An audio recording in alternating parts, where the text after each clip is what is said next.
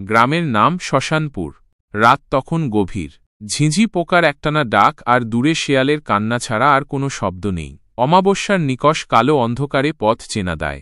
আমি অনির্বাণ আমার বন্ধু সুমনের সাথে বাইকে করে শ্মশানপুর গ্রামের দিকে যাচ্ছিলাম।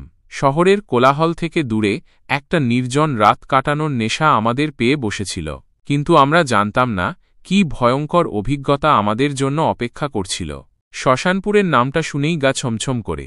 বহু বছর আগে এই গ্রামে নাকি এক ভয়ঙ্কর মহামারী হয়েছিল। গ্রামের প্রায় অর্ধেক মানুষ মারা গিয়েছিল। শোনা যায় তাদের আত্মারা এখনও গ্রামে ঘুরে বেড়ায়। গ্রামের নাম শ্মশানপুর হওয়ার কারণও নাকি এটাই। গ্রামের কাছাকাছি আসতেই একটা অদ্ভুত নিস্তব্ধতা আমাদের ঘিরে ধরল। চারদিকে শুধু ঘন জঙ্গল আর মাঝে মাঝে পুরনো ভাঙা বাড়ির ছায়া। বাতাসে কেমন যেন একটা ভারী গন্ধ, যেন মৃত্যুর গন্ধ। সুমন বলল, অনির্বাণ, আমার কেমন যেন ভয় করছে।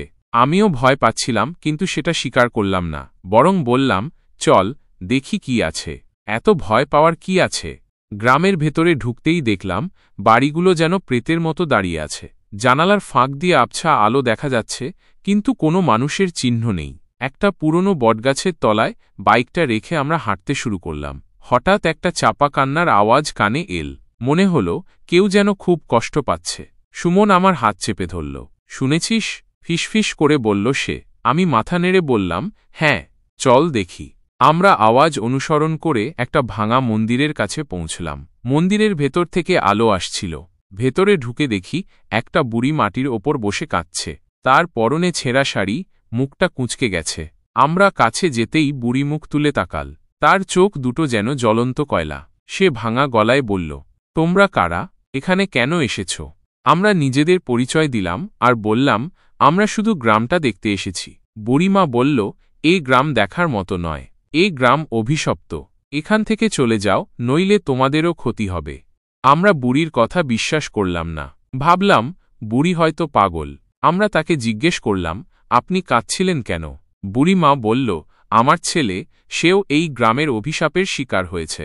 রাতে সে বাড়ি ফেরেনি। আমি জানি সে আর ফিরবে না। বুড়ির কথা শুনে আমাদের গায়ে কাঁটা দিল। আমরা তাকে সান্ত্বনা দেওয়ার চেষ্টা করলাম, কিন্তু বুড়ি শুধু মাথা নেড়ে বলল, তোমরা এখান থেকে যাও, আর দেরি করো না। আমরা মন্দির থেকে বেরিয়ে এলাম। বাইরে তখন আরও অন্ধকার হয়ে গেছে। চারদিকে শুধু রহস্য আর ভয়ের পরিবেশ। হঠাৎ একটা ঠান্ডা হাওয়া আমাদের শরীর ছুঁয়ে গেল। মনে হলো কেউ যেন আমাদের দেখছে। আমরা দ্রুত বাইকের দিকে এগিয়ে গেলাম।